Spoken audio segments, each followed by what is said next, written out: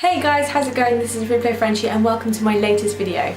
Today is a very special day. I live very close to Brighton and it is Brighton Pride today. For those of you who don't know, Brighton is pretty much the gay capital of the world. I suppose I'm not a Brightonian per se, but I'm there nearly all the time doing shopping, seeing my friends playing D&D, gaming, all that kind of stuff. And Brighton is really the hub of celebrating diversity, of acceptance, of being whatever the hell you want to be, and just celebrating love. Today in Brighton there's been parades, there's been music, there's been all different kinds of events going on, parades, floats, dressing up. I've gone a few times when I was younger, but the streets get packed. They go across 3 parks, I think it is. And then it goes all over into the night. There's street parties, and then pretty much tomorrow as well, but most people are hanging in the morning. So in honour of Brighton Pride this year, even though I'm missing it, I thought I'd do my top 10 LGBT video game characters. Now obviously that's not the title of this video because I tried to make that video and it didn't go very well. So instead I thought I'd talk to you a little bit about LGBT video game representation. Now to be honest, I'm trying to think about how many games I've played with LGBTQ characters in it. It's not that many. Besides BioWare, who I would say are just steaming ahead, just leading the way in terms of LGBT representation. Granted, they could improve it some more, but you've got Dragon Age, you've got Mass Effect, you've got Star Wars, is it the Empire Strikes Back or the Star Wars game with some LGBT characters in it. But back to Dragon Age Inquisition, they even had a transgender character, Cromitius Anaclasi, who grew up as a woman and then decided she wanted to become a man later on in life. She was attacked because she was from the Tevinter Imperium, where the laws are very strict, and it was Iron Bull, who's pansexual, who came to her rescue. In this game, obviously you can't romance everyone. That was slightly, it was received mostly well, but some people were annoyed because obviously restrictive, and the game campaign's quite long. So once you pick a character in your race, you're kind of restricted to who's available. However, my favourite Iron Bull is always there for you. He's pansexual. He doesn't care whether you're a dwarf or an elf, or if you're gay, or if you're a man or woman. You could be whatever gender, he'd still probably be interested in you. So I know also that this kind of leads into sexualization of female game characters like Bayonetta and Lara Croft, but I do think it's improving. The most recent version of Tomb Raider, of course, looks so much better than she used to. No triangle boobs this time. She was well defined, the graphics were great. When it comes to Bayonetta, I wrote a piece a very, very long time ago that she really owns her sexuality and that I didn't think too much about it being slutty. Obviously, of course, you've got her sucking lollipops and her suit is made of her hair and she's naked a few times and her boobs are a bit disproportionate. I'm listing the bad things, but however, I thought it really suited the character and I think she really owns it well. Back to LGBT representation.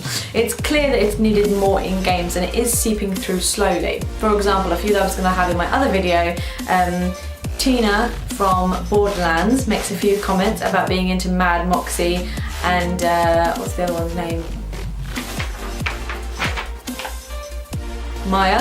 I've just checked my notes. Maya and Mad Moxie as well. We've got Jacob Fry in Assassin's Creed Syndicate. I didn't know about that. There's stuff going on there. I think they said on Tumblr that he's bisexual. And lo and behold, you've got Zombies, Carol the Ghoul from Fallout 3, who is running her bed and breakfast with her partner Greta. This is all great. This is exactly what we need. We need more representation of the minorities. Ideally, what people want when it comes to games is characters they can relate to, and characters that aren't always going off to rescue the female antagonist or protagonist. So yeah, this was just a quick little vlog to talk to you guys about that. I do need to play Mass Effect. I haven't actually. I've started it and then I didn't because it was the first one and didn't finish it. It was the first one, it was a bit slow and stuff. But when it comes to BioWare, I'm really glad what they've done, especially with Dorian as well, who comes from a family where being gay was frowned upon by his father and tried to have him turn straight, and that's why Dorian left. And I know the writer David Geiger was a bit unsure about whether to do that, whether it was going to be cliche or whether it was going to be, you know, not very well accepted, but he said it was a very important story, and it's still a very important story for so many gay, bisexual men and women out there that he thought it was important that it came across in the game as well. So to all the game developers out there, please more LGBT characters, you know, ones that are androgynous. Of course, there is another character in Syndicate I just remembered who I think is transgender. She dresses as a man. She's awesome. That's exactly what we need. Less defined roles. I mean, when I played Uncharted 4 recently, I really noticed the difference. Poor Eleanor's put into the role of real, like, wife left behind because I lied, because she doesn't understand me, and it was, she comes back in and she's like gonna save the day and being a strong independent female and stuff, but it's a bit disheartening to see such it's a bit disheartening to see characters put into such gender roles. This video has been very hard for me to keep all the right words going. Truth be told, I already made some other videos today, so I'm a little bit rambly and a little bit not thinking of my words properly. But I did want to make this in honour of Gay Pride, which is amazing. I'm so annoyed I can't go. And any of you out there, go to Brighton. It's so wonderful. I wouldn't be surprised if they painted the town red today, you know, or the clock tower in the middle is probably going to be covered in rainbow ribbons. I meant to dress up as rainbow, but I'm going to dinner, so I'm all dark and emo and gothy instead. Thanks for watching my rambling video, guys. I'm sorry if it was a bit of a mismatch. I just wanted to make sure that I was talking about stuff I knew about roughly than stuff I didn't know about. So thank you guys. Be cool, be kind, be yourselves, love yourselves.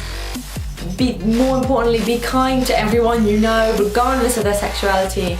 Be the cool people you are, and I will see you in the next episode.